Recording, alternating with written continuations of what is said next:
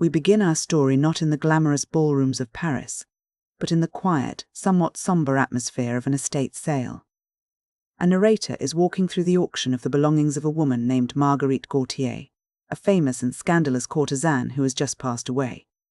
There is something inherently voyeuristic and tragic about the scene, the intimate details of a woman's life.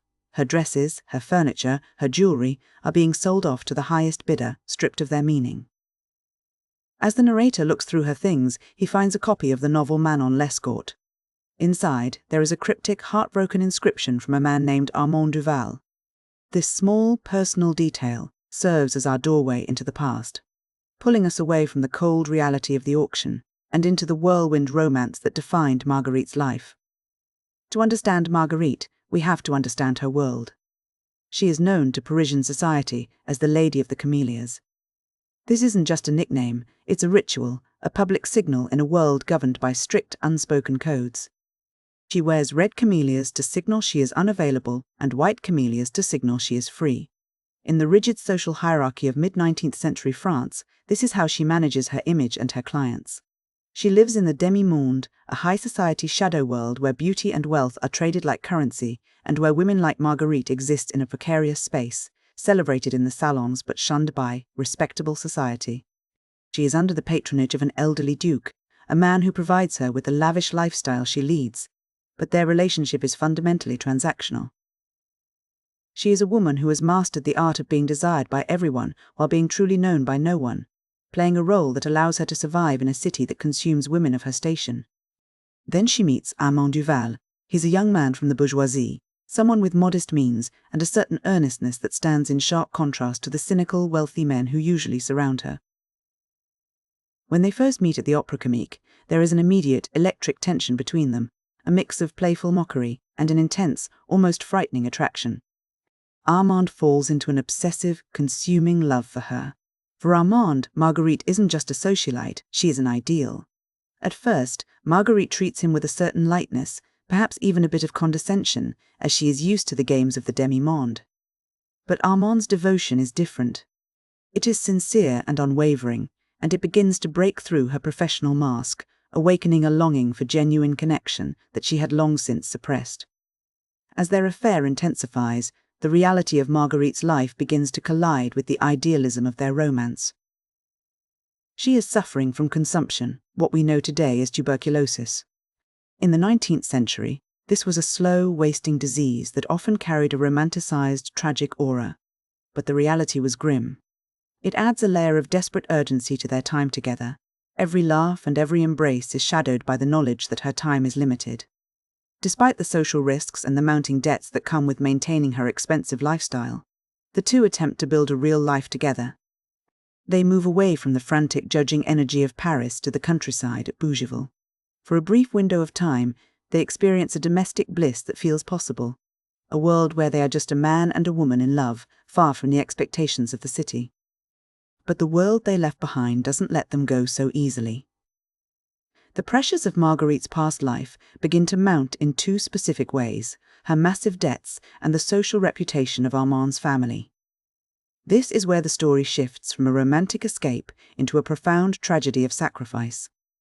Armand's father, a man deeply concerned with the honor and social standing of his family, realizes that his daughter's marriage prospects and his son's reputation are being tarnished by Marguerite's presence. In the eyes of the bourgeoisie, an association with a courtesan is a stain that cannot be easily washed away. He doesn't approach Marguerite with threats or anger, but rather with a quiet, devastating understanding of how the world works. He makes it clear that for Armand to have a respectable future, and for his sister to be able to marry well, Marguerite must disappear from his life. Marguerite is faced with an impossible choice. She can fight for her own happiness and watch Armand's family be socially ruined by his association with her, or she can sacrifice her own heart to save them. She chooses the latter. In a series of heartbreaking moves, she begins to sell off her possessions in secret to pay off her creditors. Eventually, she makes the agonizing decision to leave Armand entirely. She returns to her former life and her wealthy patrons, not because she wants to, but as a way to settle her debts and ensure that Armand's future remains untarnished by her scandal. The tragedy here is that Armand has no idea why she is leaving. He doesn't see the secret sales or the conversation with the father, he only sees the abandonment. Because he doesn't know the truth, he perceives her departure as a betrayal, a sign that she has simply moved on to a wealthier patron, perhaps someone like the Count de Giray. This misunderstanding turns his love into a vengeful, bitter madness. He feels humiliated and discarded, and in his grief he attempts to spite her by taking a mistress of his own, trying to prove to himself and the world that he is no longer under her spell. Meanwhile, Marguerite is left to face her end in total isolation. She is stripped of her wealth, her social standing, and her health. She lives in profound poverty, her body failing as the consumption takes hold. She is no longer the celebrated lady of the Camellias, she is a woman alone in a room, waiting for the end. In her final days, she writes letters that finally reveal the truth to the reader, and eventually to Armand.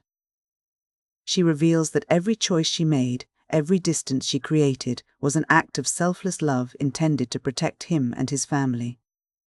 She didn't leave him because she stopped loving him. She left him because she loved him too much to let her reputation destroy his life. The story ends with Marguerite's death. She dies in a state of physical decay, but spiritual clarity. A woman who was once the center of Parisian high society, now reduced to a ghost in a cramped room. When Armand finally learns the truth, the realization is devastating. He realizes that the woman he thought was a fickle socialite was actually a martyr who gave up everything for his sake. The narrator and a broken Armand eventually visit her grave, finding it adorned with white camellias, the flowers that symbolize his enduring, pure devotion, a stark contrast to the red flowers of her public life.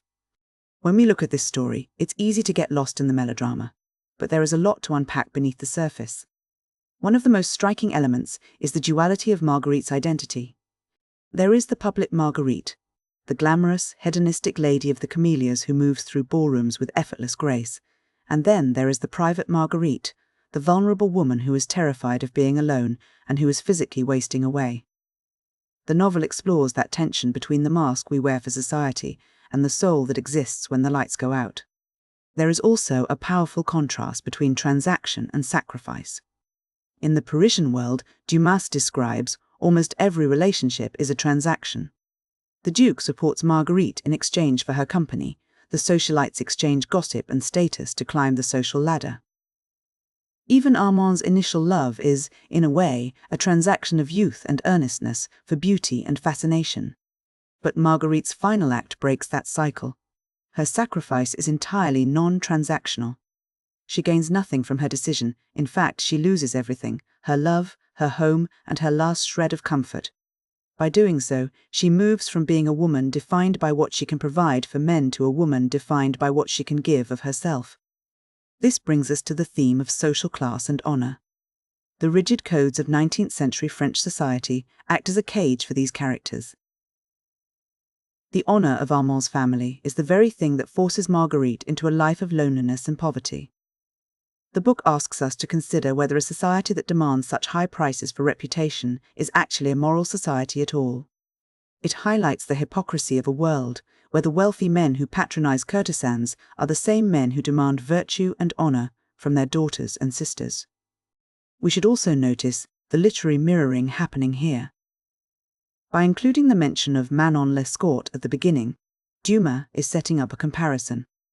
Manon, in her famous story, is often portrayed as a woman driven by her own desires and a love for luxury, a character whose tragedy is wrapped in a certain romanticized chaos.